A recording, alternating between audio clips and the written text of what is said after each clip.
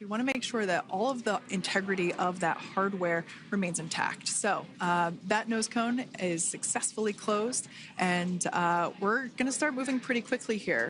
As I mentioned before, we'll go through loss of signal. We'll get that signal back several minutes later, and then we'll see the parachute action. Yep, and then that's all ahead of splashdown off the coast of Florida. We're targeting Tallahassee as our splashdown zone today at 2:57 p.m. Pacific time this afternoon. Now, you did mention the call to the crew. They'll do some additional calculations following that burn and potentially let us know if that splashdown time has changed at all. But right now, we are continuing to target 2:57 p.m. And you can see there on your screen a path of where Dragon will be re-entering today. So if you are in the southern tip of Mexico, you might have the opportunity to see Dragon. Because it's a daytime splashdown, you probably won't have too great of views, but potentially you'll have the opportunity to get a glimpse of it there. Once again, Dragon operators, they're monitoring the progress of Dragon through this re-entry phase. That is SpaceX Mission Control, located here in Hawthorne, California. That is also where the crew operations and resource engineer is seated. That person is the voice that we have heard multiple times and will continue to hear as the primary point of contact to the crew on board Dragon Freedom. We will also hear the voice of Commander Nick Hague. Basically, after we hear the Corps communicate something, we will hear Nick Hague indicate that they copy, that they heard the message well, some sort of recognition that the message was received. And if you joined us yesterday for our coverage during the undocking, we were communicating through something that's called a big loop. We do that when we're in integrated operations with the International Freedom SpaceX for entry sequence. Report when ready to copy.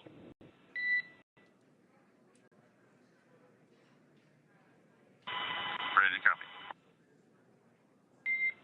All right, I've got some updated times for you. Our comm blackout start time is 2144. Our comm blackout end time is 2151. And our splashdown time is the same per your displays, 2157.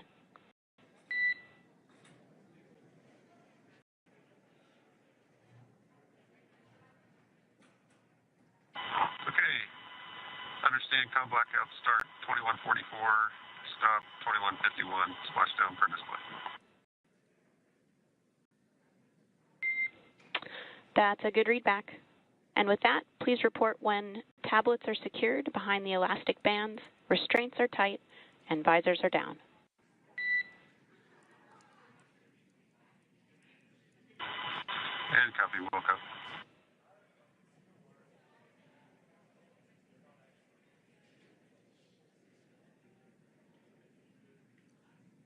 And with that communication from the Corps or Crew Operations Resource Engineer here in Hawthorne to Commander Nick Hague of Crew Dragon Freedom, we did hear that the loss of signal period is still at 2:44 p.m. Pacific, but we had a 1-minute adjustment to the acquisition of signal. That's going to now be at 2:51 p.m. Pacific time. However, our splashdown time remains the same at 2:57 p.m. Pacific time this afternoon off the coast of Tallahassee, Florida. So all good news there as Dragon continues to make its way home with the Crew 9 crew. As we've mentioned before, we are splashing down on the Gulf Coast. We have ability to splash down on either side of Florida, but the location site just outside of Tallahassee, Florida is the site that was selected today due to best recovery conditions. And as Sandra mentioned before, weather is always a watch item, but everything is looking great for that particular recovery location. So I'm sure once we start getting views from the recovery vessel, I have a feeling it's going to be a pretty beautiful afternoon. And we did mention that, of course, this is a daylight splashdown, so we should be getting some great views. We do have a couple of spacecraft called the WB-57, which are high altitude planes that NASA utilizes during splashdown operations. Those are en route and going to be tracking the capsule as it makes its way through the atmosphere and should be providing some good views for us. Kate and I were just chatting about how we haven't had a daytime splashdown in a little while, so we're looking forward to the views along with you. Yeah. Nighttime views are also great because we can see that capsule streaking through the night sky quite brightly. So like Sandra, you said earlier, daylight will be a little bit less bright, but we will definitely be able to see the SpaceX recovery team operations much clearer. I could also imagine it's probably a little bit easier for the team themselves to do their work in daytime than at nighttime. We'll see them rush in really quickly with a couple of fast boats as they begin the initial safety checks and sweeps of the Dragon capsule, while also retrieving the parachutes from the surface of the ocean. The recovery vessel, the main recovery vessel, will continue to make its way closer to the Dragon capsule. It is stationed a couple miles away from the actual recovery location, the splashdown location, for obvious safety purposes. So it takes a little while for that vessel to make its way over, but once it's closer, we'll have even better views of those recovery operations. And you may be wondering why sometimes we splash down in the daytime versus the nighttime. And believe me, we would all love for these operations to happen during regular daytime working hours, but unfortunately, orbital mechanics just doesn't quite work out that way. So it has to deal with the location of the International Space Station, as well as where the splashdown zone is on Earth and that trajectory, as well as the phasing. So as we mentioned earlier, sometimes we have phasing as short as 6 hours, sometimes in excess of 30+ hours. It just depends on where the targeted area is that the capsule is going to splash down. So today's phasing has been 17 hours since undocking occurred at 10:05 p.m. Pacific yesterday evening for us here in Hawthorne. Early wee hours for folks on the East Coast and other areas of the United States. Yeah, but regardless of whether it's daytime or nighttime, the SpaceX recovery team has trained and practiced and rehearsed for it all. So regardless of daylight, they are really efficient with those operations. And but like you said, Sandra, it has been a minute since we have seen a daytime splashdown on a NASA SpaceX crew mission. The last daytime recovery was on Crew 4, which was the debut flight for the capsule flying today, the spacecraft known as Dragon Freedom. And so yeah, kind of a fun fact there in terms of the timing of that daylight splashdowns. Once again, standing by for more communication with the crew. The next event that we have coming up is the start of that period known as loss of signal. That is the period still expected at 2:44 p.m. Pacific time. This lasts for several minutes while the capsule is making its way through the Earth's atmosphere, the heat shield located at the bottom of the capsule, really doing all the work at that point in time in terms of using the atmosphere to slow the capsule down from its orbital speeds of 17,500 miles per hour. Our tablets are secure, restraints are tightened, visors down. We are configured for entry. Freedom, I copied. Tablets are secured, restraints are tight, and visors down.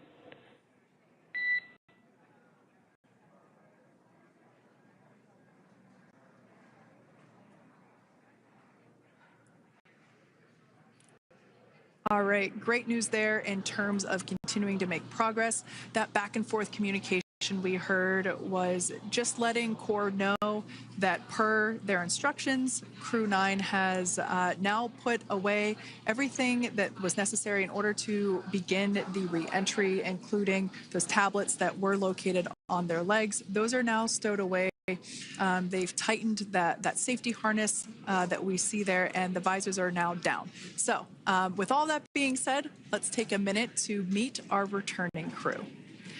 U.S. Space Force Colonel Nick Hague is your crew Crew 9 commander. He was selected by NASA as an astronaut in 2013. This was his second spaceflight to the International Space Station and third launch overall. He spent 171 days in space with Crew 9 and has a career total of 374 days in space. During his mission, he completed a spacewalk with astronaut Suni Williams. That was his fourth spacewalk, earning him a career total of 25 hours, 56 minutes of spacewalking time. Before Crew 9, Haig previously served as a crew member of Expedition 59 and 60 back in 2019. He flew with Alexei Ovchinin and NASA's Christina Cook. So this is his second time sharing the space station with Ovchinin. The Kansas native is a test pilot and distinguished graduate of the United States Air Force Academy. Nick spent 5 months in Iraq in support of Operation Iraqi Freedom. He voluntarily transferred from the United States Air Force to U.S. Space Force in 2021 and is an active colonel. His wife, Katie, is a retired U.S. Air Force colonel, and they have 2 sons. NASA astronaut Suni Williams is a mission specialist for Crew 9. This was her third visit to the International Space Station. She originally launched aboard Boeing Starliner spacecraft and arrived at the space station on June 6th. Following the agency's decision to return Starliner uncrewed, she became an Expedition 71 and 72 crew member, where she logged 286 days in space on this mission. But Suni has a total of 608 days in space, the second most time in space by a U.S. astronaut. 5 minutes until predicted calm blackout. We'll see you on the other side at 21:51.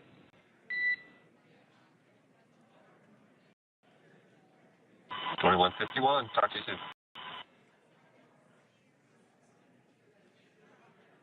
And with that call out from the crew operations resource engineer to Commander Nick Haig, letting them know that everything is looking good ahead of the loss of signal period. We will see the crew on the other side of the loss of signal period at 2:51 p.m. Pacific time this afternoon. Continuing on about Suni Williams, who has a total of 608 days in space, the second most time in space by a U.S. astronaut. Former NASA astronaut Peggy Whitson actually ranks first for the U.S. with 675 days in space. Suni conducted 2 spacewalks and has completed 9 over the course of her career for a total of 62 hours, 6 minutes of spacewalking time. She ranks 4th on the list of cumulative time spacewalking by a female astronaut, and she has flown on 4 different spacecraft types, including the Space Shuttle, Soyuz, Starliner, and now Dragon. Previously, she served on Expedition 14 and 15 in 2006 and 2007, and again with Expedition 32 and 33 in 2012. She's a retired U.S. Navy captain and is a proud graduate of the U.S. Naval Academy and was the first astronaut to run a marathon in space. Pretty awesome stuff. Now, NASA astronaut Butch Wilmore is also serving as a mission specialist today. This is his 3rd spaceflight and, just like Suni, logged 286 days in space. He conducted 1 spacewalk and completed 5 over the course of his career, earning him a total spacewalking time of 21 hours and 2 minutes. He's flown on 4 different spacecraft types throughout his career: the Space Shuttle, Soyuz, Starliner, and now Dragon. Previously, the Mount Juliet, Tennessee native served on STS-129 in 2009 and Expedition 41 and 42 from 2014 to 2015. Wilmore is also a retired captain in the U.S. Navy. Next up is Alexander Gorbanov, who is the 3rd mission specialist serving on today's mission. Crew 9 was his first space flight to the space station, earning him a total of 171 days in space over the course of his career. Gorbanov, along with Nick Haig, saw the arrival of 4 visiting vehicles and saw the departure of 4 as well. The duo orbited the Earth more than 2,700 times since September. Before his cosmonaut selection in 2018, Gorbunov worked as an engineer for a rocket space corporation and helped support cargo spacecraft launches from the Baikonur Cosmodrome in Kazakhstan.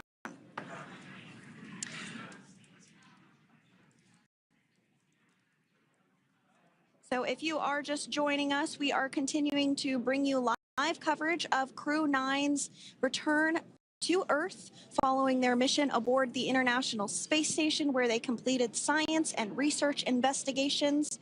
We are targeting splashdown off the coast of Florida at 2:57 p.m. Pacific time. The next major milestone that we'll look ahead towards is what we call loss of signal, or LOS, when we won't have communications with the crew because they will be re-entering the Earth's atmosphere.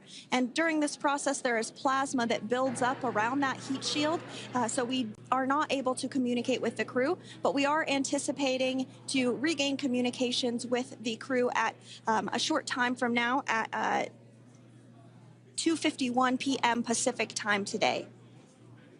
As we said before, everything continues to look good for the return of the Crew 9 team. We are about to go into that period of loss of signal. Once we get views of the crew inside the capsule, once again, we will be sure to bring those to you. But that period of time is when plasma is building up on the exterior of the capsule, generating heat in excess of 3,500 degrees Fahrenheit. So we are unable to communicate or command the spacecraft at that time. And that includes, unfortunately, video feeds as well. So as soon as we get the views back inside Dragon, we will bring those to you. But until then, we are going to stand by and continue to monitor the progress of Dragon. Like Sandra just said, we are anticipating the blackout period to begin at 2:51 p.m. Pacific time, 5:51 p.m. Eastern time. This will last for several minutes. It's not super exact, even though we are predicting acquisition of signal, or AOS, to come back at 5:51 p.m. Eastern time. In the past, we have regained communication sometimes a little bit earlier than that, so we'll probably start to hear Core begin to hail Crew Dragon a minute or two prior to that anticipated acquisition of signal. But right now, Nick, Sunny, Butch, and Alexander are seated in their seats inside Dragon Freedom. Their visors are down, and they have put away or stored the tablets they had located on their upper leg to monitor Dragon's progress. Now they will be utilizing the touchscreen displays, where the current operation and future operations will be displayed as they are able to monitor Dragon's progress continually. As I said before, Dragon is autonomous, meaning it is flying itself. So the crew stands by and monitors, and those touchscreen displays are what will be allowing them to do so and prepare for events such as parachute deploy.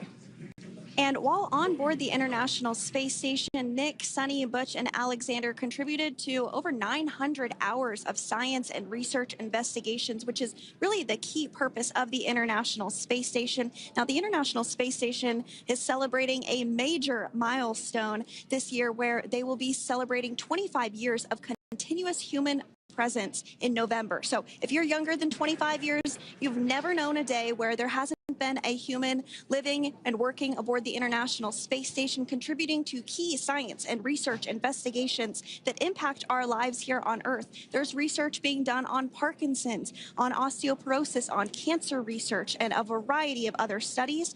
Additionally, the microgravity laboratory provides a jumping off point for us as we venture back to the moon and onto Mars through longer duration space flights. One such example that the crew worked on during this mission was an alternative exercise device. In microgravity, the crew has to exercise for about 2 hours a day because they're not having the effects of gravity on their body. So to prevent bone and muscle loss, we counteract that with 2 hours of exercise per day. On board the International Space Station, they have 3 ways in which they can exercise. They have a bike, they have a treadmill, and they have a similar to a weightlifting machine that counteracts the microgravity environment. But a particular experiment that this crew tested out was a combination of all 3 of those in one smaller device. And this is really critical as we continue on to the moon, Mars, and beyond, because space is really important in spacecraft. So if we have something smaller that the crew might be able to utilize, that can potentially help us venture out even further into the solar system. So science is really the name of the game when it comes to the International Space Station. Some of the other science highlights that took place during this increment that are particularly interesting to me was we had the first wooden satellite that was deployed. This is a study to see if other materials might be more resourceful or renewable in space. So I'm really excited to see the results of that one as well. Additionally, we had a couple of spacewalks that took place to not only provide maintenance to the International Space Station, but also where we swabbed the outside of the space station near vents to see if any microbes that we all have microbes on us, to see if any of those could survive in the harsh environment of space, which again is very important for us to know and understand as we continue to the moon, Mars, and beyond. Very exciting stuff. Now, at this point, we have now entered the communications blackout period for the Dragon spacecraft. This lasts approximately 7 minutes due to plasma formation around the spacecraft itself. During this time, no vehicle telemetry is received by mission control or the recovery team, and no external commanding of the vehicle or voice communication is possible. But as a reminder, Dragon is designed to fly itself. During re-entry, the vehicle will be slowing down from orbital velocity, which is approximately 17,500 miles per hour. The top temperature that Dragon will experience upon re-entry is 3,500 degrees Fahrenheit.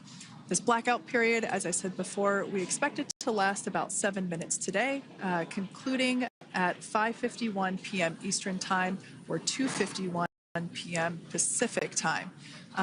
We right there have our first view of Dragon Freedom coming home to Earth. And that view is from the WB-57, which is one of NASA's high-altitude planes that is tracking. Now, because of the way that this camera is configured, it does look like it is dark, but it is indeed daytime, and you're beginning to see that plasma trail as Dragon re-enters the Earth's atmosphere. All of that is expected. We are anticipating an acquisition of signal around 2:51 p.m. Pacific Time, so just minutes from now, and you may hear the core begin to hail out or call Dragon for communications and see if we can potentially get communications with them a little bit earlier. Following this, we'll have 2 events in rapid succession. We'll have the drogue parachutes deploy at 2:53 p.m. Pacific, followed by the mains just 1 minute later at 2:54 p.m. Pacific Time, ahead of a splashdown at 2:57 p.m. Pacific Time off the coast of Tallahassee, Florida.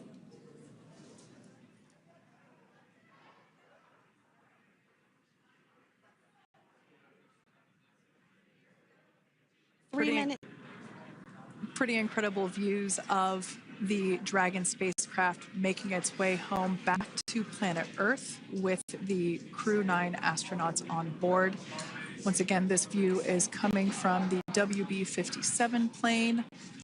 That heat shield we can see doing magnificent work as it works to... Freedom, SpaceX, comm check.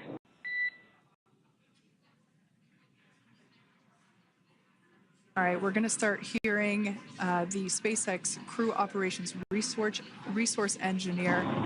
SpaceX Freedom is with you. 4.16. Enjoying the ride. Copy that, Freedom. Great news there from Commander Nick Hague reporting back. We see a healthy flight computer. Expect automated chute deployment. Freedom copies. Like we said before, things moving very quickly as Dragon Freedom makes its way home. Next event coming up will be deployment of the drogue parachutes. This occurs around 18,000 feet. GPS has converged. Expect nominal altitude for drogue chute deployment.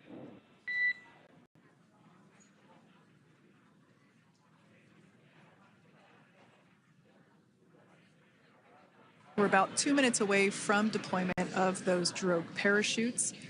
Now the heat shield is continuing to work to slow the vehicle down. That entry period, the Dragon spacecraft went from orbital velocity about 17,500 miles per hour down to about 350 miles per hour. So it really gives you a sense of why that plasma builds up on the exterior of the capsule, thanks to the heat shield and the work that it does. Those drogue parachutes will slow it down from 350 to about 119 miles per hour. We can see 15 kilometers. Brace for drogue window. We can see seat rotation happening inside the capsule. Great to get those first views of our crew members. Once again, the capsules are going about 350 miles per hour when the drogues are deployed. Those drogue parachutes that we manufacture here in-house are going to slow the spacecraft down to 119 miles per hour. And that is when we will see the main parachutes deploy, and that occurs about 6,000 feet above the ocean's surface. And we are expecting drogue deployment at 2:53 p.m. Pacific, so we should see it any second now. And there you are getting a great view of Crew 9 inside Dragon Freedom as it returns back to Earth. We are awaiting the drogue deploys. This view coming from the WB-57 high altitude plane. And there you see it on your screen, drogue deployment. Drogue descent rate nominal. You can hear the crowd here. Visual on 2 healthy drogues. Crowd here very excited as Dragon Freedom continues to make its way back to planet Earth.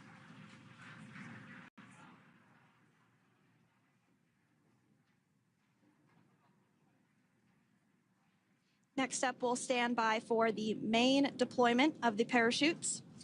The mains are quite a bit larger. You'll be able to notice the difference on your screen once they deploy, and they continue to ensure that the Dragon spacecraft slows down even further. As we mentioned, Freedom will be traveling 16 miles per hour when it splashes down off the coast of Tallahassee, Florida, here at 2:57 p.m. Pacific time this afternoon. And there we go. We have visual on 4 healthy mains. That view was from inside. Freedom copy. That view was from inside one of the buckets where the parachutes are located. So we see a great view there of the reefing on those parachutes. And as those main parachutes begin to inflate fully, 4 beautiful, healthy mains. Now awaiting visuals of splashdown. Freedom, 1,000. We'll start to hear Commander Nick Hague. Copy, 1,000. As we heard right there, Commander Nick Hague will be calling out the altitude of the Dragon capsule from here on out. Landing in water is simpler and provides more margin against unlikely parachute issues. You can see those parachutes continuing to slow the Dragon capsule down.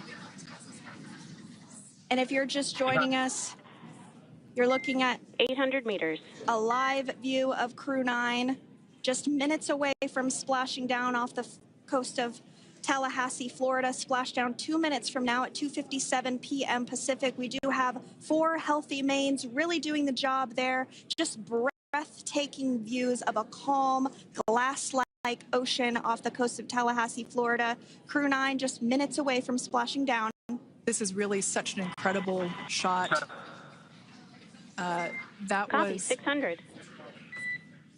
That was a live view from our recovery vessel, Megan, which is stationed a couple miles away from the splashdown site. We can see the crew there using their restraints as resting places for their arms. They were just in space moments ago, so their arms were able to float freely. 400 meters. This is a gorgeous bluebird day here that we have for the splashdown of Crew 9. It's incredible to think that the Dragon capsule just minutes ago was going over 17,000 miles per hour and now gently coasting to a soft splashdown. 200. Copy, 200 meters. Brace for splashdown.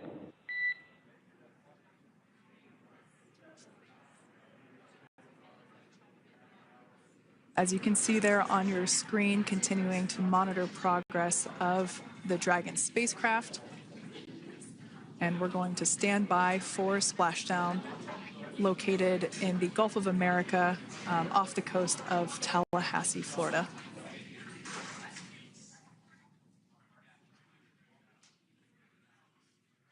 And splashdown. Crew 9 back on Earth.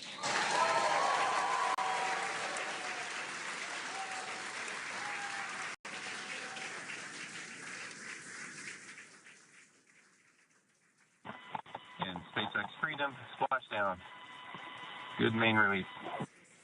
Copy, splashdown. We see main chutes cut. Nick, Alex, Butch, Sunny, on behalf of SpaceX, welcome home.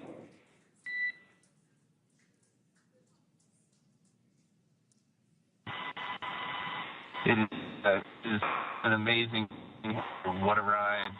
I see a capsule full of friends ear to ear.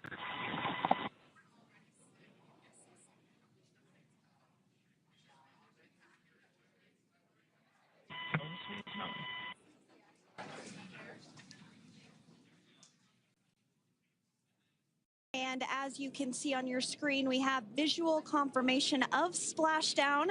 Dragon Freedom has returned home, and NASA astronauts. System safety verifications are in progress. We'll report back when recovery personnel are en route.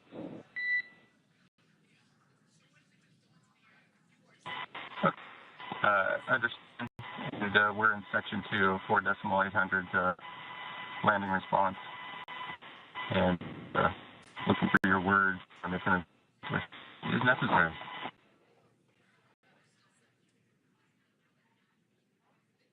In the distance, we can see the recovery vessel making its way. Copy, you're in section 2 for the environmental assessment in 4.800. That is not necessary today. Understand. Raise and buzz. So we will continue to have communications between the Corps and Nick Hague, the commander of Crew Dragon Freedom, which just splashed down 2 minutes ago off the coast of Tallahassee, Florida.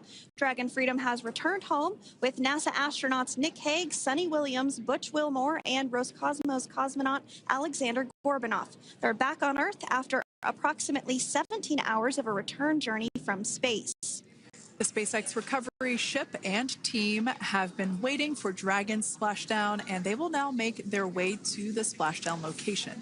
The teams have been ready and waiting about 3 nautical miles away, so it's going to take them about 30 minutes or so to make their way and to SpaceX Freedom. Pretty sure we're in stable 1. Copy, stable 1. We see the same. It's going to take about 30 minutes for the recovery team to make their way over to Nick, Sunny, Butch, and Alexander, who are still seated and secured inside that Dragon spacecraft there on your screen. Incredible views there of that thermal protection system, or TPS. That Dragon capsule was pristine white color before it departed the station, and we can see how the reentry phase, the thermal protection system did its job. Now, if you're wondering what that hole, that like bucket area is, that is underneath the side hatch. That is where the main parachutes were stored. So when we saw the Dragon capsule docked at station, it looked very different. The panel that protects and covers the main parachutes, that was still intact, as well as the panels that enclose where the drogue parachutes are located. We can see those fast Freedom. boats. SpaceX is go for recovery personnel to approach. Expect personnel alongside in the next few minutes.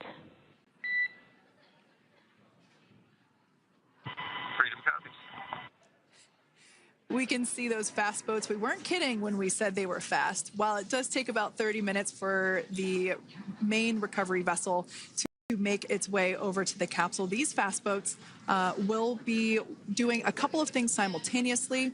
A couple of them are going to be working to retrieve the parachutes that you see in the background there of this drone shot.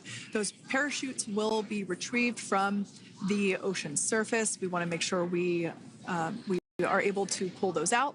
The recovery vessel there closest to the spacecraft is going to be performing some safety checks. We can see there they're using an instrument that is basically working to detect if there are any hypergolic vapors or fumes that are still residing in and or around the Directo thruster nozzles or outlets. The hypergolic fuel, which is necessary for on-orbit burns to maneuver the spacecraft. Unfortunately, those hypergolics are unable to be breathed. They are toxic, and so this team here is doing those initial safety checks to make sure that it is safe for the rest of the recovery team to approach the spacecraft.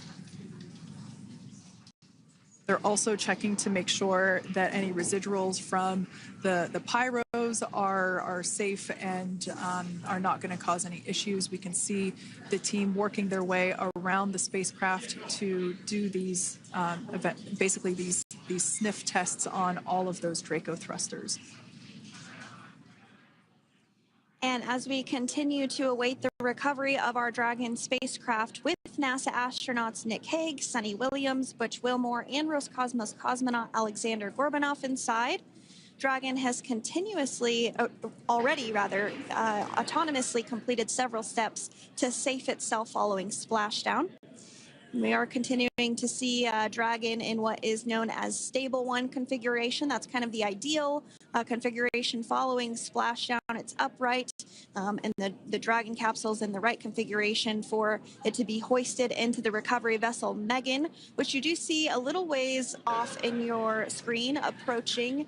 Dragon will continue to remain live on air with you through that recovery process, all the way through the point where the crew is extracted from the Dragon spacecraft. Now, if you are just joining us, the mission has gone smoothly so far. Dragon successfully splashed down off the coast of Tallahassee, Florida at 2:57 p.m. Pacific, 5:57 p.m. Eastern Time this afternoon. Approximately 17 hours prior to splashdown, Dragon autonomously undocked from the International Space Station, completed a series of departure burns, jettisoned its trunk section, and performed its final burn, the deorbit burn. This placed the Dragon spacecraft on a trajectory toward Tallahassee, Florida. Dragon successfully re-entered the Earth's atmosphere, followed by deployment of its parachutes to slow the spacecraft down to a gentle splashdown. We're now going to follow the Freedom. Hypergol sweeps and unfired ordnance checks are nominal. Rigging is in progress. Approximately 25 minutes until capsule lift. Stand by for PMC with SpaceX flight surgeon.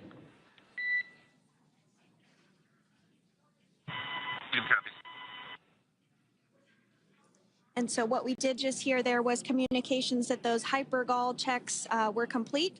They didn't find any of that upon those checks, so we'll continue to move through the timeline.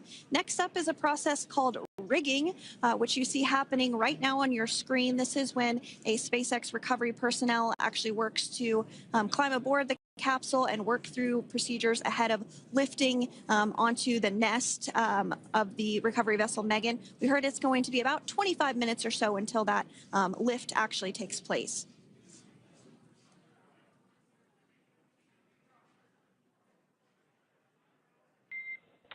Okay, Freedom, the next call will be from the SpaceX flight surgeon on Dragon to Ground Private. Understand. Thank you. callouts there indicating that the crew will have the opportunity to do a quick check-in with the SpaceX flight surgeon. This is standard procedure for every Dragon spacecraft when it returns to Earth.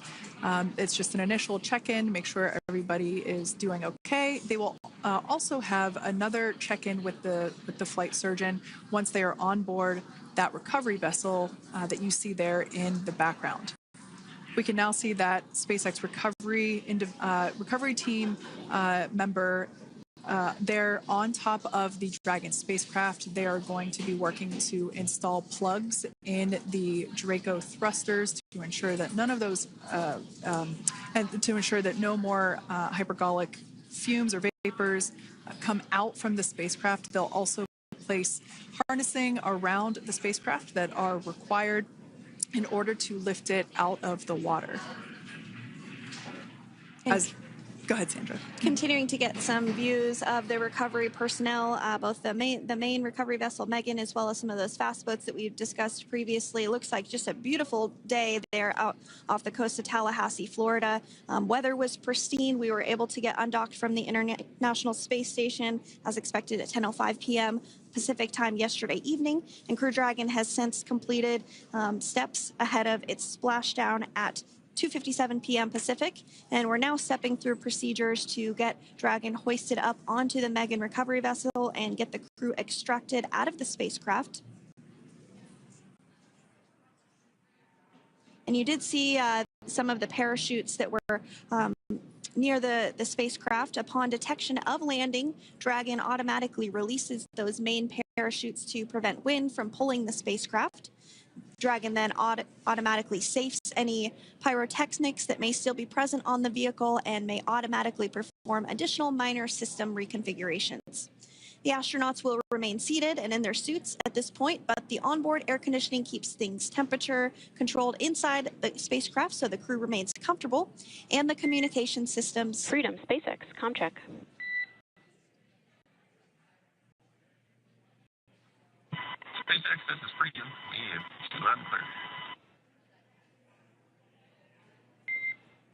Copy that, Freedom. Have you loud and clear as well, and Dragon to ground is no longer private. Understand. Thank you.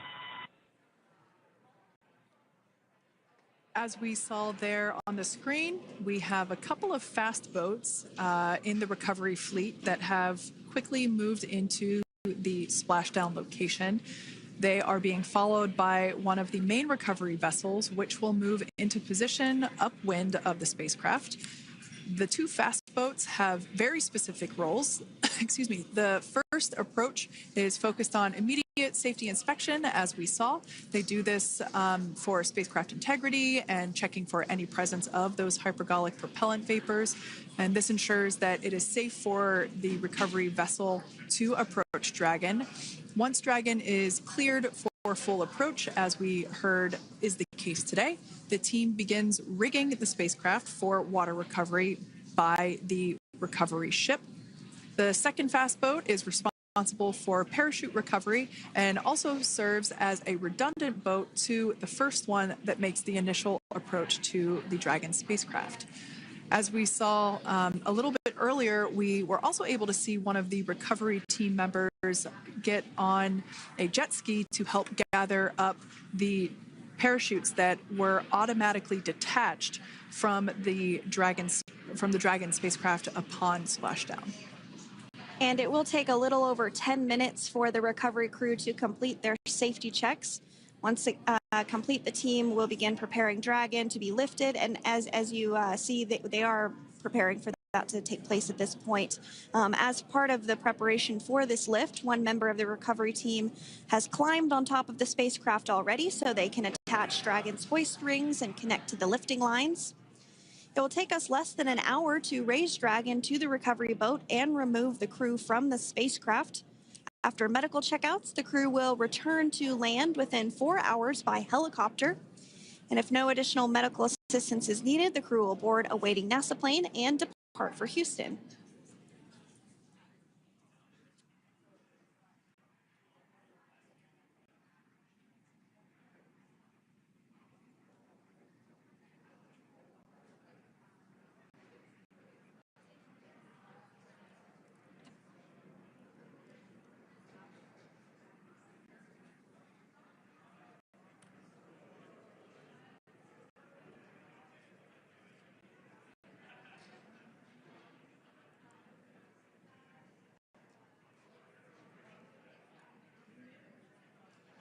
And as we continue to await Dragon to be hoisted up onto the ship, we have a very special treat. NASA Public Affairs Officer Jaden Jennings, who is actually on the recovery vessel and had a bird's eye view of the splashdown today. Jaden, how are you? How was the view from the recovery vessel? Hi, Sandra. How do you hear me? I've got you loud and clear, Jaden. It's so great to hear you. Awesome. So splashdown, Sandra, was nothing short of be advised, spectacular. we are transitioning the forward link. Comm will be unavailable for approximately 5 minutes. Freedom comes.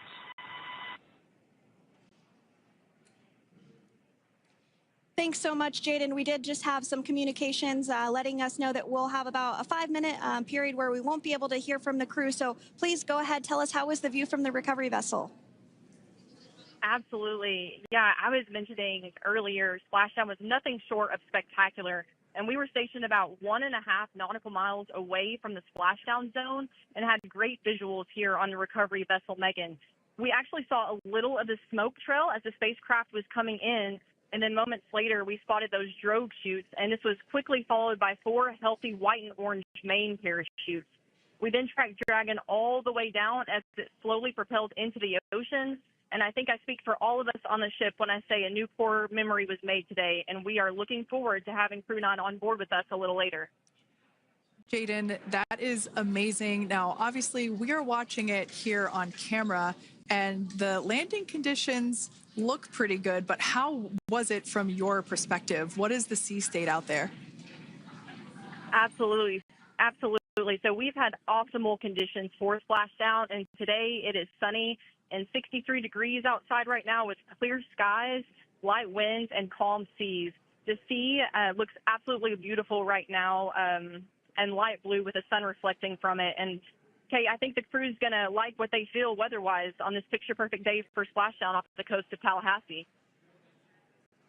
Thanks so much, Jaden. It certainly looks like a beautiful day. Can you tell us a little bit about the journey of the recovery forces to get to this point? Sure. So one unique aspect of this recovery was the onboard training on station conducted for Butch and Sunny to ensure they were ready to return on a Dragon spacecraft. That training covered all aspects of their return, including nominal and contingency departures, deorbit burns, splashdown, and post-landing ops, which is what this team is preparing for now. As for the recovery teams themselves, we started the day taking a series of helicopters out to the vessel. And as standard, the recovery director and crew support teams were on that first helicopter out and took the time to get everything prepared on the ship. About 2 hours before splashdown, they deployed those fast boats and jet skis into the water. I was actually on the second helicopter out, and we were on the vessel about an hour and a half before splashdown and landed on top of the helicopter pad on the Megan. And the teams have been working diligently across their respective disciplines this week, executing what can only be described, in my point of view, as a logistical masterpiece, just ensuring every detail has been in place for Crew 9's return.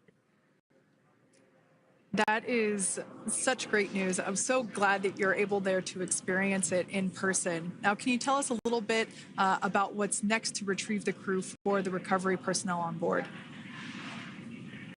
Yeah, Kate. So coming up next, Dragon will be hoisted into the on-deck translation system, or the nest, at the aft end of the ship, and then will be translated pretty quickly towards that egress platform.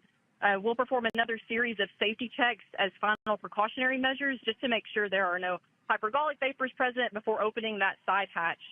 And then once that side hatch of the spacecraft is open, the crew will be assisted out of the capsule one by one from NASA and SpaceX.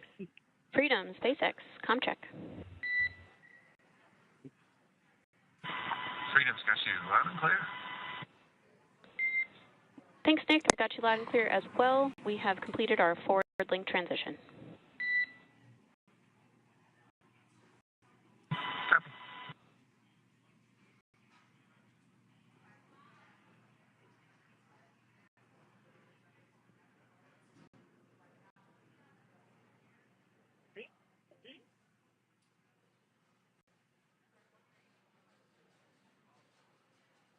And Jaden, if you did just want to go ahead and let us know what is next to retrieve the crew, we are continuing to get some great views on our screen, but I know you have an even better view yourself.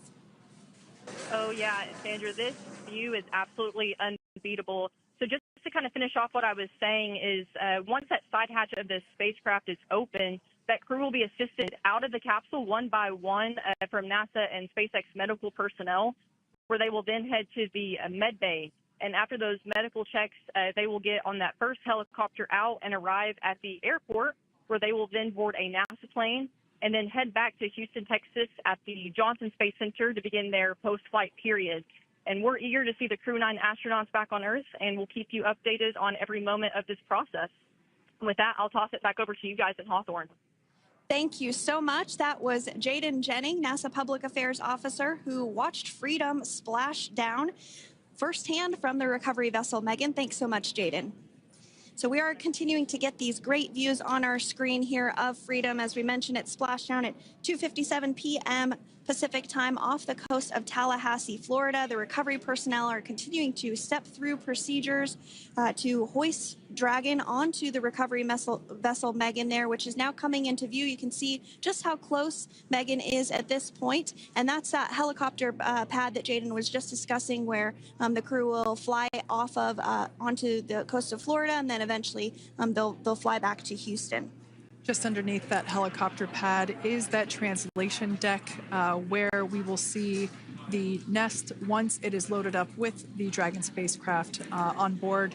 The nest will be translated to the forward end of the recovery vessel, and that is where our Crew 9 team members will egress from the Dragon spacecraft. Now, here on your screen, we can see dolphins, actually, who want to come and play with Dragon. Now, one of the fast boats there in place, working to assist the recovery team member. It's incredible. I just love these views. We really see them even better in daytime, but just seeing the recovery team work in tandem to step through each step, to step through each operation. Obviously they're getting quick assists from the honorary part of the recovery team, those dolphins in the water there. Now, the recovery team member that is crawling around the Dragon spacecraft. Earlier we saw a view where it was like a spider monkey pose. We can see that individual now standing in the bucket where the main parachutes were stored while Dragon was on orbit. Obviously, those main parachutes were utilized for splashdown today.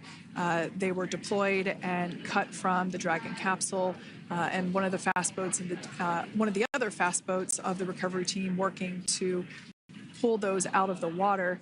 Now, the recovery team member that is there working on top of the Dragon capsule, earlier we saw that person performing safety checks. Now we can see some harnessing being placed around the capsule. This harnessing is what will be used to lift the Dragon capsule out of the water and onto the recovery vessel. Wow, we got a cute little pod of dolphins. It wasn't just one or two. I mean, that water just looks beautiful. We had ideal splashdown parameters today. Obviously, wave height, ne'er a concern. The weather is beautiful, as Jaden mentioned, in the 60s, sunny. Looking forward to seeing Crew 9 exit the capsule here shortly once they get hoisted onto the recovery vessel Megan. We can see that recovery vessel slowly but surely closing the distance there between, dolphin cam back again. We can see that the Dragon capsule and the recovery vessel, that distance is closing.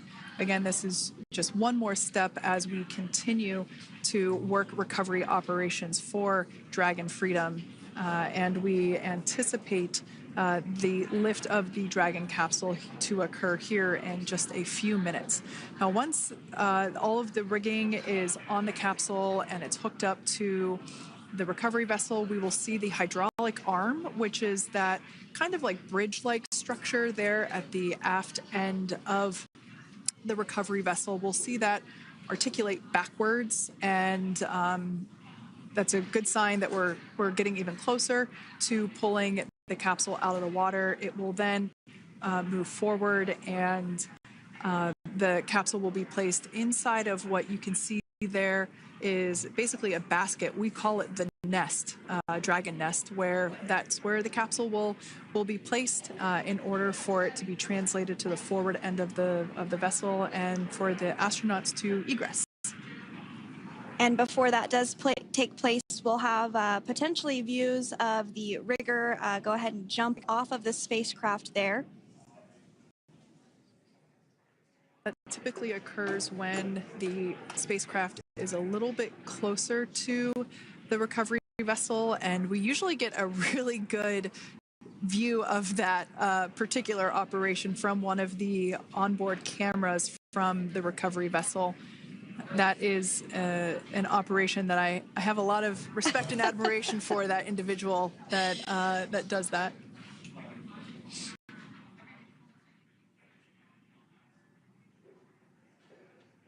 So again, Dragon continuing to get closer and closer to the recovery vessel, Megan. You see some of those ropes now coming into view as well. If you are just joining us, Crew 9 splashed down off the coast of Tallahassee, Florida at 2:57 p.m. Pacific time with NASA astronauts Nick Hague, Butch Wilmore, Sonny Williams, and Roscosmos cosmonaut Alexander Gorbunov. They're now working through procedures to hoist this spacecraft up onto the recovery vessel Megan. We just saw that hydraulic arm get lowered into the lifting position. That arm will be the mechanism that is utilized to lift Dragon up and out of the water and into the nest located there at the aft end of the recovery vessel. And the recovery vessel being used today is, as we mentioned multiple times, is named Megan, but that's actually after NASA astronaut Megan MacArthur, who flew on Crew 2 a couple of years ago.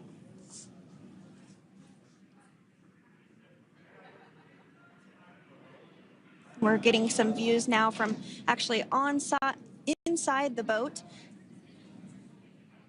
Yeah, you're exactly right. This view is straight down the recovery vessel. That platform that was closest to the camera, that is the egress platform. Freedom. Rigging is almost complete. Approximately 5 minutes until capsule lift. Great news there from SpaceX Core. So about 5 minutes left until we see Dragon Freedom get lifted out of the water. That hydraulic arm, as I said before, is the mechanism that will lift it. It's quite swift, actually, the whole process of getting the spacecraft. Brace for capsule lift. Bracing. There it goes, Dragon Freedom being lifted out of the water and onto our recovery vessel, Megan.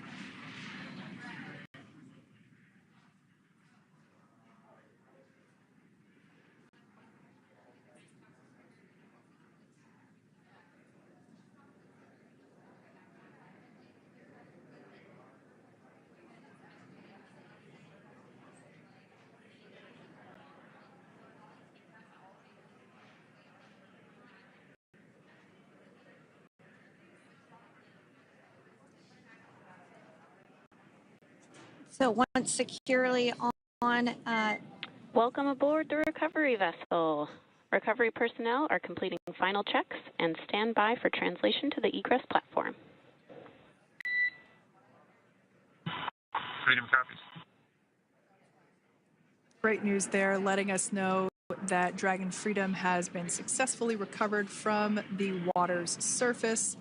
If you've just joined us, we had an on-time splashdown at 5:57 p.m. Eastern Time, and we can now see that the water recovery operations are continuing to progress. The nest where the Dragon spacecraft is located is going to get moved forward. This will happen after one of the recovery crew members does some checks, and we'll also see some hosing.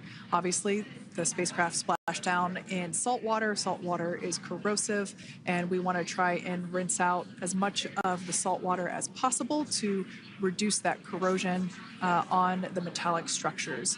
So we can see some guidance there being provided, really steering the spacecraft properly into the Dragon's nest.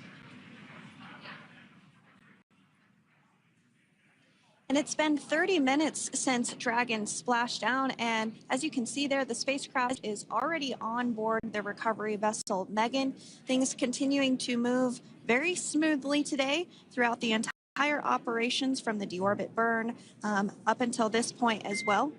And Freedom, it looks like the positioning wasn't quite right, so they are working on repositioning the capsule in the nest now.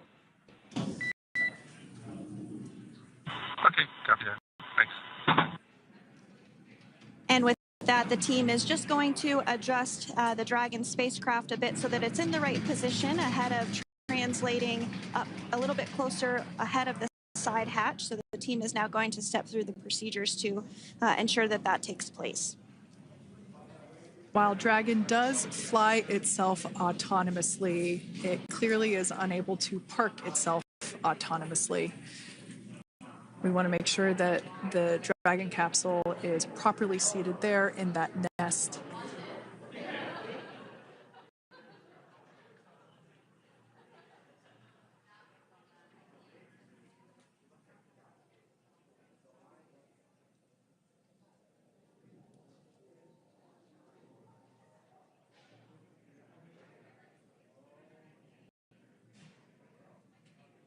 Once Dragon is fully seated in the nest, we'll probably see a bunch of that salt water come out from the bucket there located underneath the side hatch. See some salt water splash out. As I mentioned before, one of the recovery team members will begin hosing down the exterior of the spacecraft.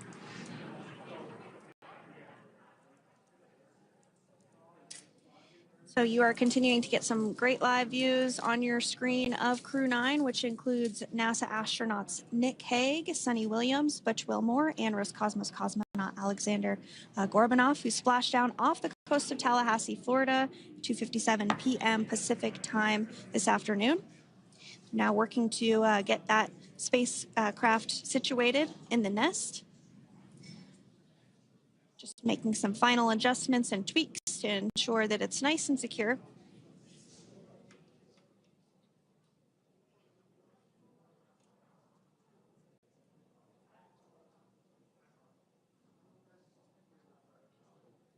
Once the spacecraft is seated and secured and oriented correctly in the nest, Dragon will be moved into the hangar located underneath that helipad that we saw earlier from the aerial views during recovery. All right, Freedom, looks like you are settled into the nest now. Team is working through hypergol sweeps. Copy all.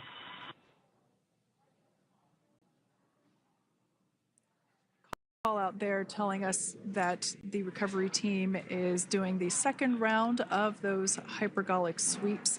This helps ensure that everyone, all the recovery team members that are located basically right where this camera is located on, towards the forward end of the recovery vessel, that they will all be safe once the spacecraft is translated forward. So we're just doing some additional steps to make sure that the hypergolic propellant that is utilized for maneuvering the Dragon capsule while on orbit, making sure that none of those vapors are still present on the exterior of the capsule. That's right, and there are a variety of individuals on board the boat that help with recovery operations. Not only do we have the recovery personnel that you see here, but we also have a doctor that will check out the crew members as standard procedure.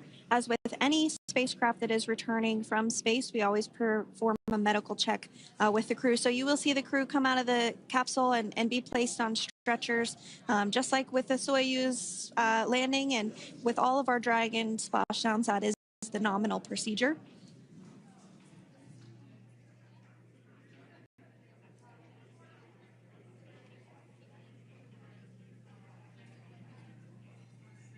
We'll stand by to see Dragon Freedom translate or scooch up a little bit closer to the camera angle that we're seeing right here.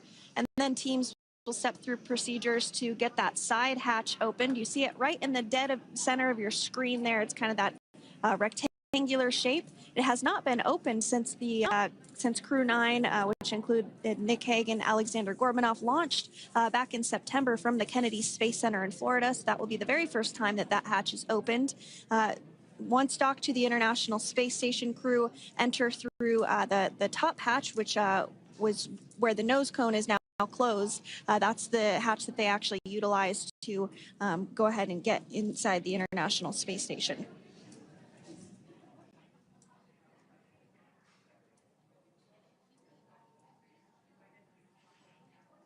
So as we get a little closer to that hatch opening procedure, you might start to see more individuals come into frame for some of that support.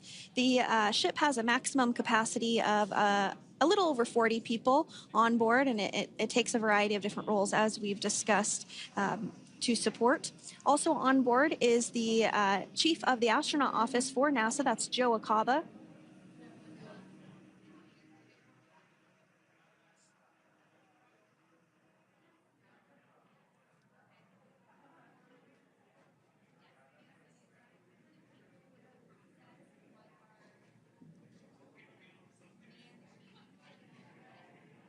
Now, while we are standing by for translation of the Dragon spacecraft to the platform there, the recovery platform that we see in the foreground, it is important to note that Nick, Sunny, Butch, and Alexander will be getting assistance from the recovery teams while exiting the spacecraft.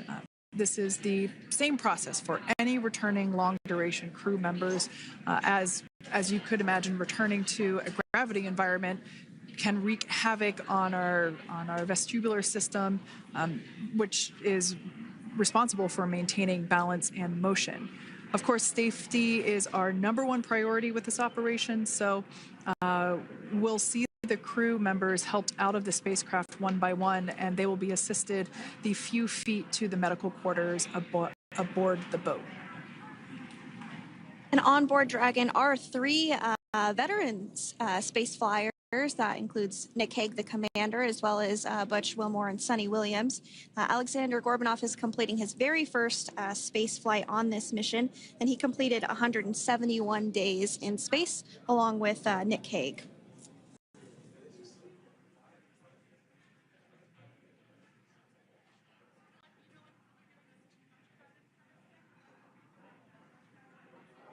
For those of you that have just recently joined us, well, I would encourage you to hit that rewind button and go back a few minutes. It was a beautiful splashdown of Dragon Freedom with the Crew 9 cohort on board. They had an on-time splashdown at 5:57 p.m. Eastern Time, 2:57 p.m. Pacific Time. We can see that the spacecraft... Freedom translation is in progress. Copy, and seal it. We can see that spacecraft was successfully recovered from the ocean surface and is now being washed with fresh water, as obviously they splashed down in salt water. So we're trying to rinse off as much of that salt water as possible. And we can see the spacecraft continuing to move closer and closer to that recovery deck. Freedom, the crew is working on side hatch opening now. Expect hatch open in about 2 minutes. Okay, copy that. And Kira, just wanted to say that you guys, you and the team did an awesome job, both uphill and downhill. Just really, really impressed. Thank you. Thanks, Nick. It's been an honor. This is a pretty exciting moment coming up. We are working to open the side hatch. One thing that may not be obvious from, just looking at the spacecraft here is that this side hatch that we're about to open, the last time it was open was when this spacecraft was at the launch pad. This side hatch is what is used for initial capsule ingress and final capsule egress, but all comings and goings from the spacecraft while it is on board the space station are from the forward hatch, which is located at the top of the spacecraft under that nose cone. So this is a pretty exciting moment because it will be the crew's first breath of fresh air since boarding their ships at the start of their journeys last year. And the very first person that will have the opportunity to say hello to the crew once that hatch is open is a SpaceX medical recovery personnel representative. Then we'll see procedures take place to remove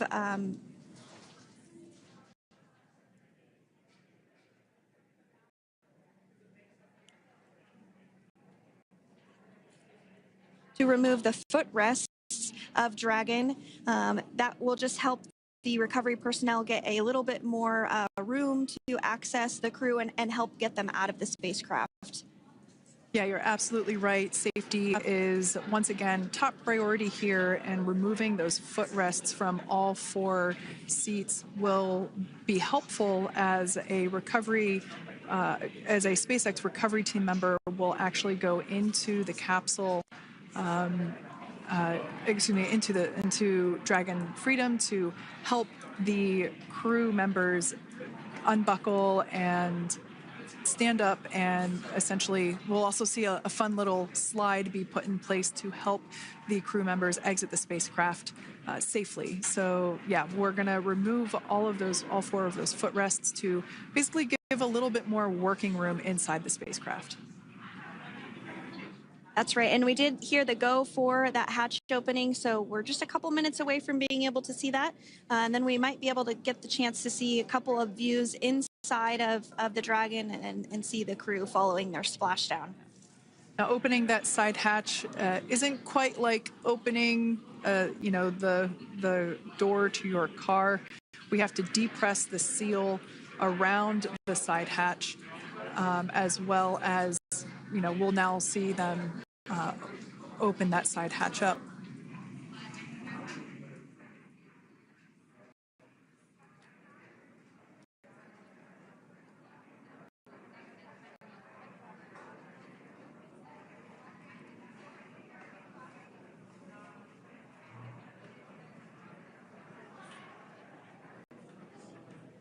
And there you have it. The side hatch is open for the first time since September.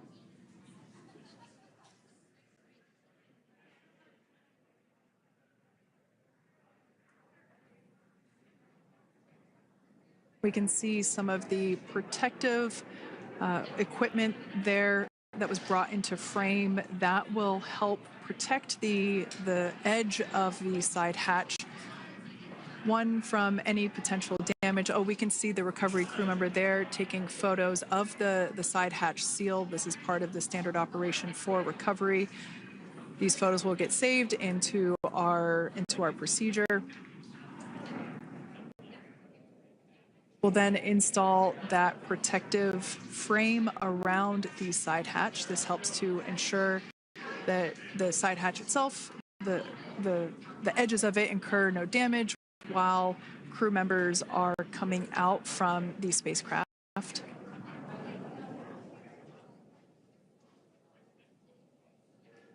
If you missed it, there was also a recovery team member that went inside.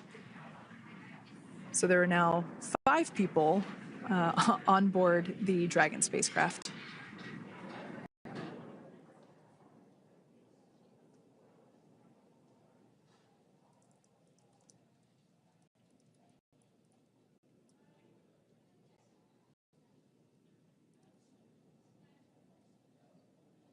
And if you are just joining us, it has not yet even been an hour since Crew 9 splashed down off the coast of Tallahassee, Florida at 2:57 p.m.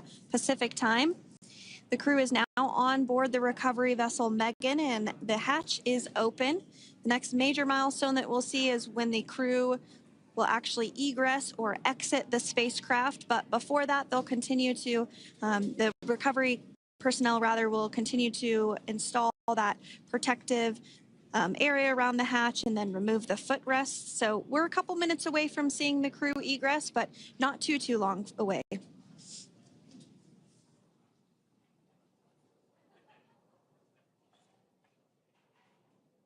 We'll probably see those footrests being handed out here in the near future, as I mentioned before. Oh, of course, we got to get a well-documented photo of the moment.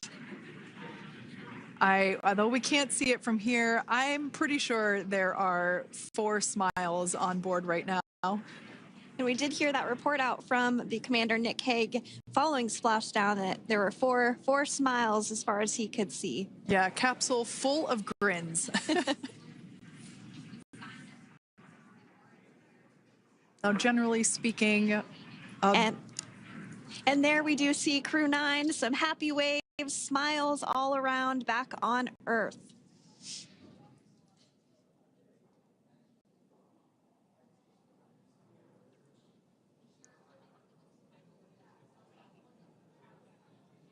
Generally speaking, we have the individuals in the 2 center seats of the spacecraft exit first. You might hear us refer to this as the exit process as egress. It's just another term for exiting the spacecraft. Generally speaking, we most of the time have the 2 center seats egress first, as it makes moving around inside the capsule a little bit easier.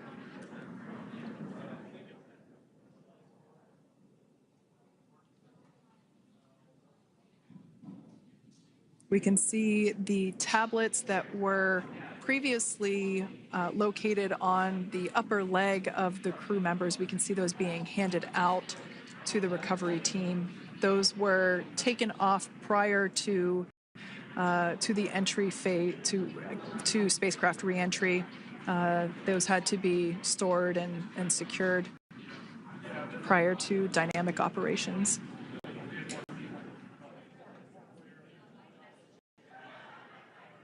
It looks like we are starting to see the footrests also be removed. I just saw one there on the screen. There are 4, of course, 1 for each crew member.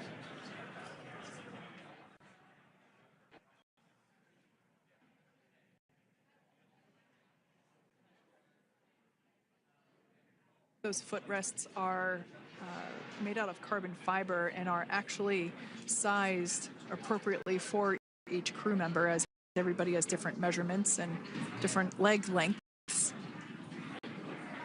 Same goes for the armrests and the bucket length of each seat. We size those appropriately for the crew members and to ensure their comfort and safety.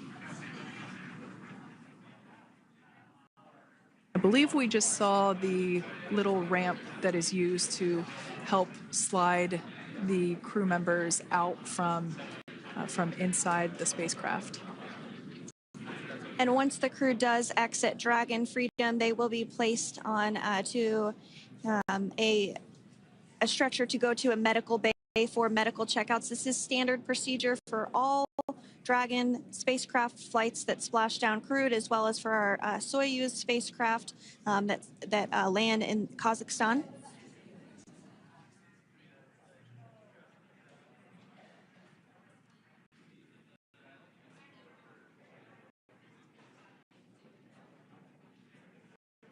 We could see the exterior of Dragon Freedom quite clearly in this shot, and it's such a beautiful sight. I personally prefer the capsule when it has some of that charring from atmospheric reentry. It is the signature sign of a capsule that has returned to Earth.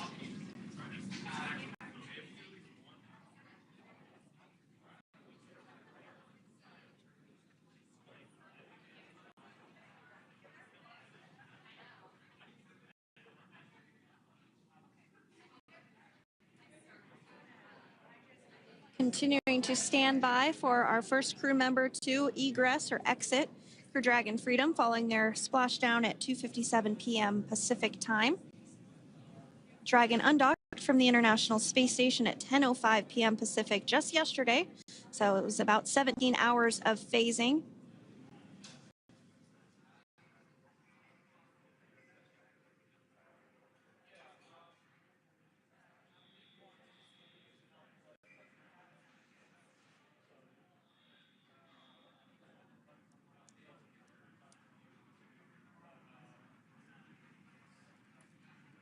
And while on board the International Space Station, Crew 9 contributed to 900 hours of science, over 150 research experiments and investigations, making great use of the microgravity lab of the International Space Station, which celebrates 25 years of continuous human presence this November.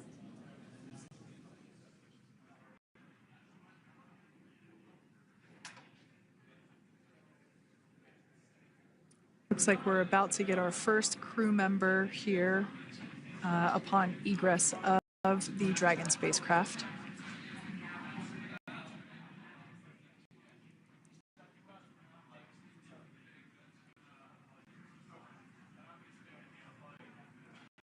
So we are standing by for that egress. Outside of Dragon, you do see one of those stretchers. This is the expected procedure as the crew will be taken to medical facilities following their exit from Dragon.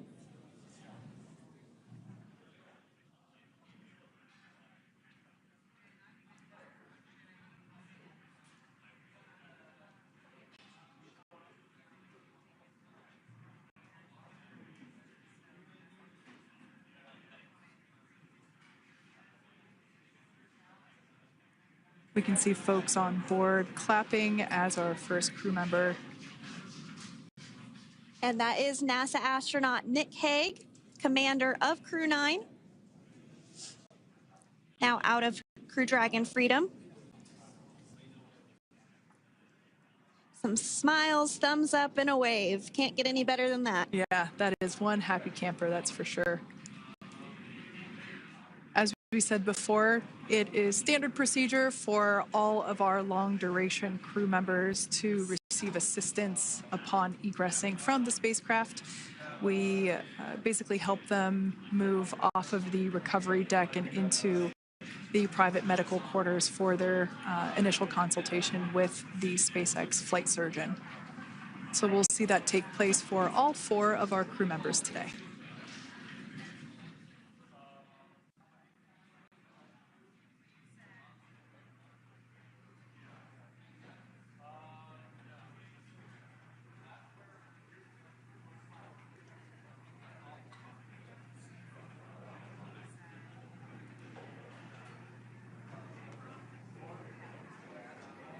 And we are standing by for the next crew member to exit Freedom.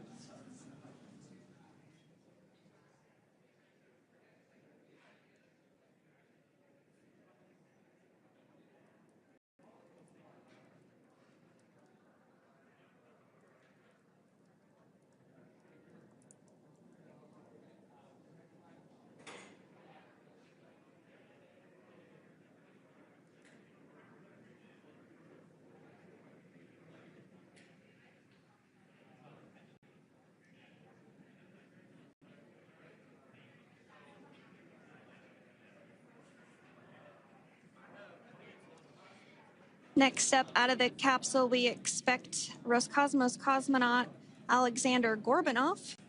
His first space flight. Spent 171 days in space alongside NASA astronaut Nick Hague. Looks like we're getting some cheers and clapping on board as Alexander is slid down the little ramp and placed into the mobility aid. Once again, big smile.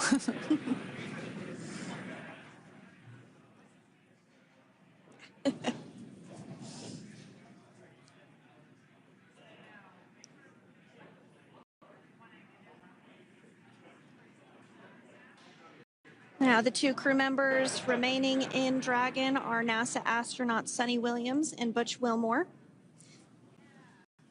They completed 286 days in space. One of the remaining footrests being removed from the Dragon spacecraft.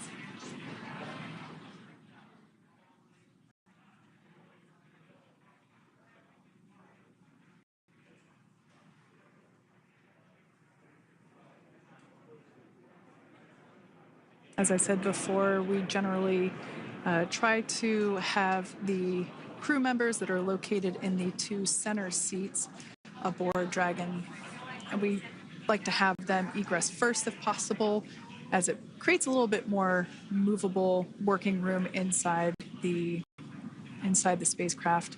There is a recovery crew member inside that is helping all of our Crew 9 crew egress or exit from the spacecraft.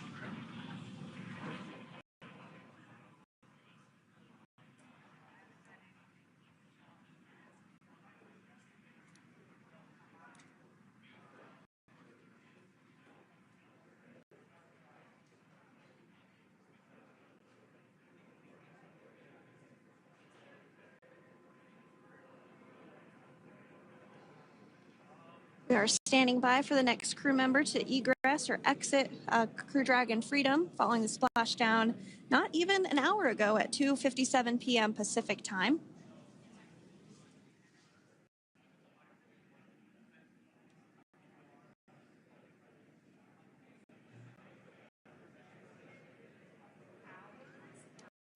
Really have the recovery operations down pretty quick at this point.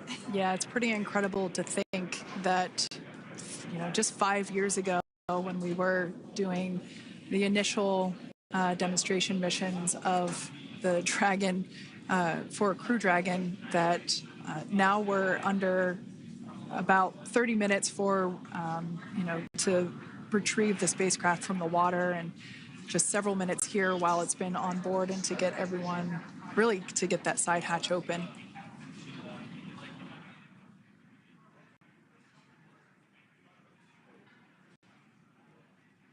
For those of you that have just recently joined, the Dragon had an on-time splashdown. It looks like we're getting our next crew member here.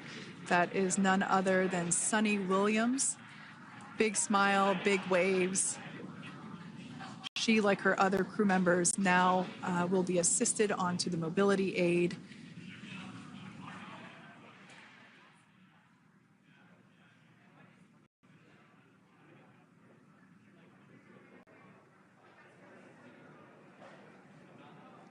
There we have it, some waves, some thumbs up, and some smiles. Definitely seems to be a theme among all recovery operations. Absolutely. And of course, that leaves NASA astronaut Butch Wilmore inside Dragon in seat 4.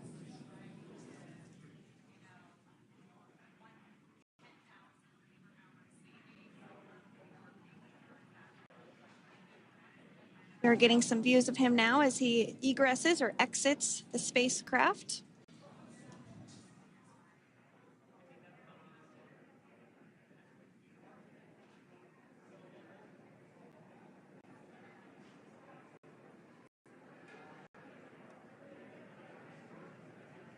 Once again, some elation and cheers there from Butch Wilmore. As we mentioned before, returning to Earth coming from a microgravity environment can wreak havoc on the body. So it is customary and just standard procedure for all of our long-term space residents to get assistance once they are back on board the recovery vessel.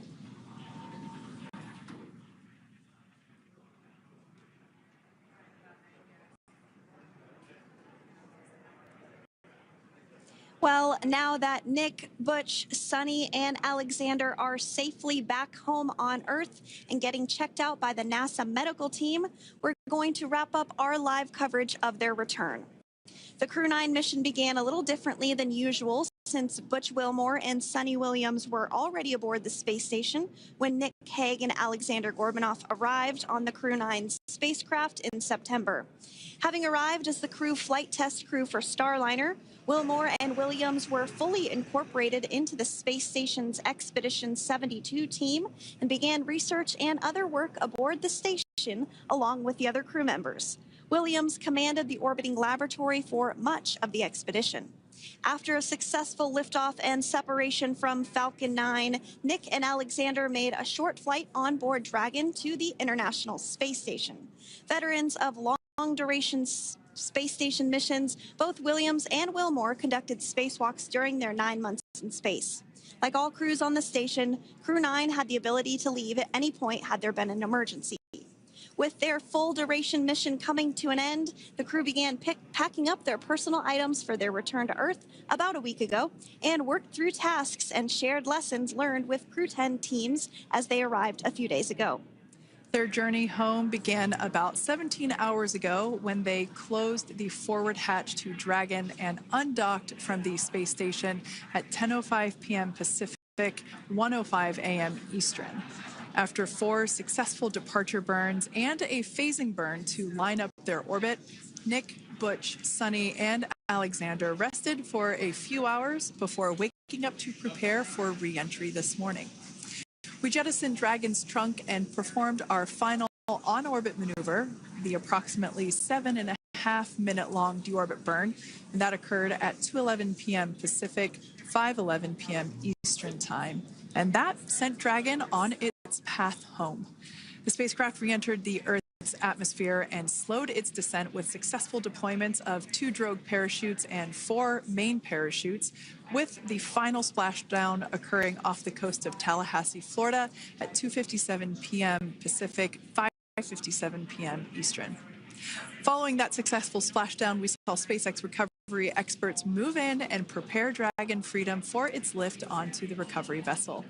And just a little less than an hour following splashdown, we saw Nick, Sunny, Butch, and Alexander make their way out of Dragon and into the recovery ship's medical facilities, safe and sound. Next up, they'll catch a helicopter flight back to shore, where they'll transfer to aircraft that will take them home. The astronauts will take a NASA plane for the short flight back to Houston, where they'll be reunited with family and friends to bring an end to this mission. It's been an honor and a privilege to share their journey with all of you as we continue this new era in human spaceflight. Return today marks the end of the direct handover we executed after successfully launching the Crew 10 mission to the space station just last week on Friday, March 14th. Thank you, as always, for joining us for tonight's coverage of the splashdown of Crew 9. Remember to follow SpaceX on X and NASA online and on social media for updates for the very latest on crew and cargo flights to and from the International Space Station. And we'll continue to share the progress of Nick, Sunny, Butch, and Alexander on social media as they travel back home. We do also have a post-splashdown media briefing coming up at approximately 4:30 p.m. Pacific, 7:30 p.m. Eastern, where leadership will share a final update as we conclude this successful mission. So, from all of us at NASA and SpaceX, welcome home, Crew 9. So long.